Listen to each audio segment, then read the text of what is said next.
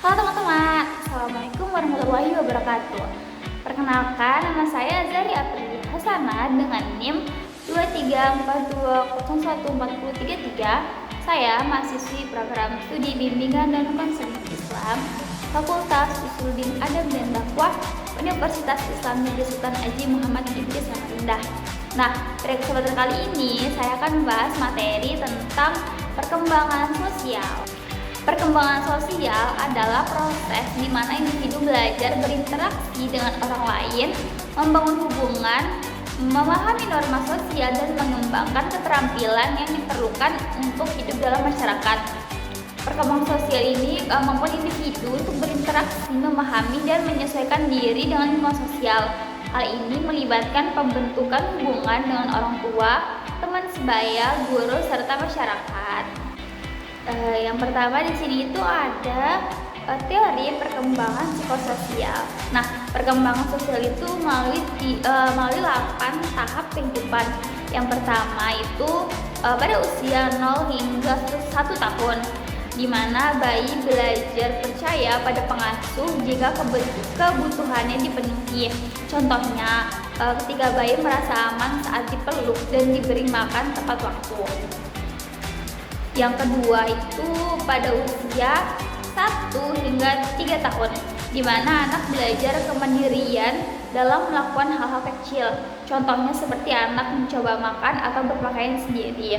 Yang ketiga itu saat usia 3 hingga 6 tahun, di mana anak mulai mengambil inisiatif untuk mencoba hal-hal baru bertanggung jawab. Contohnya anak bermain peran sebagai dokter atau guru.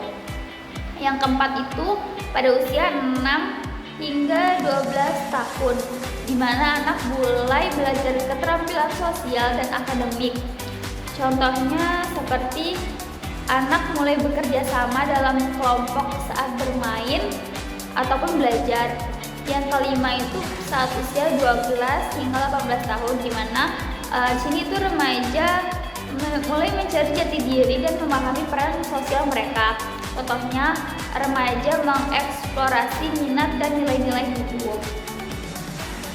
Yang keenam itu saat usia 18 hingga 40 tahun, di mana individu mulai membangun hubungan dekat dengan masyarakat.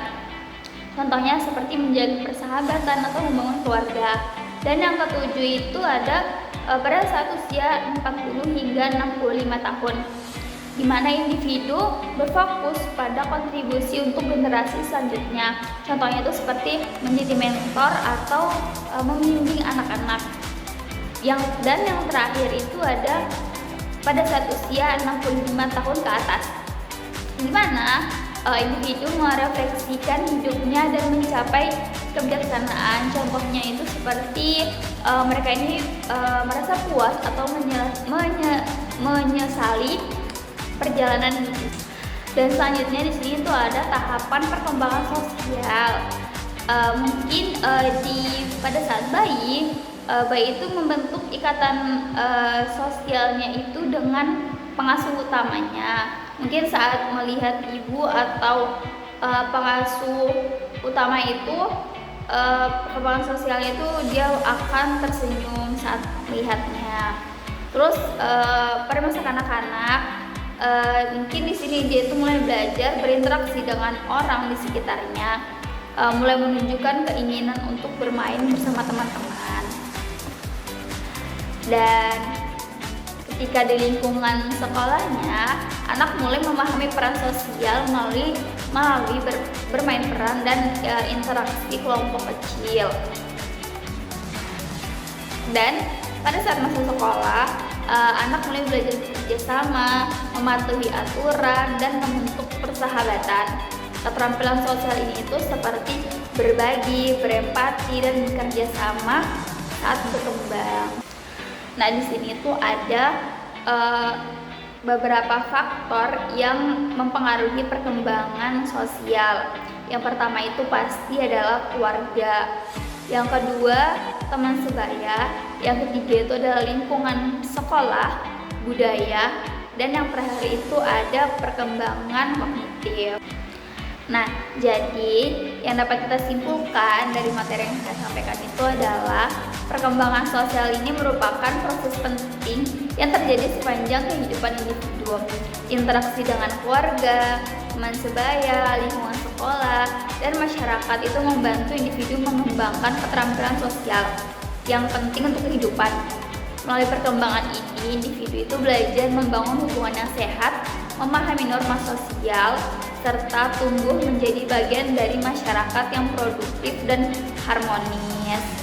Mungkin cukup sekian materi yang dapat saya sampaikan. Sekian, terima kasih. Assalamualaikum warahmatullahi wabarakatuh.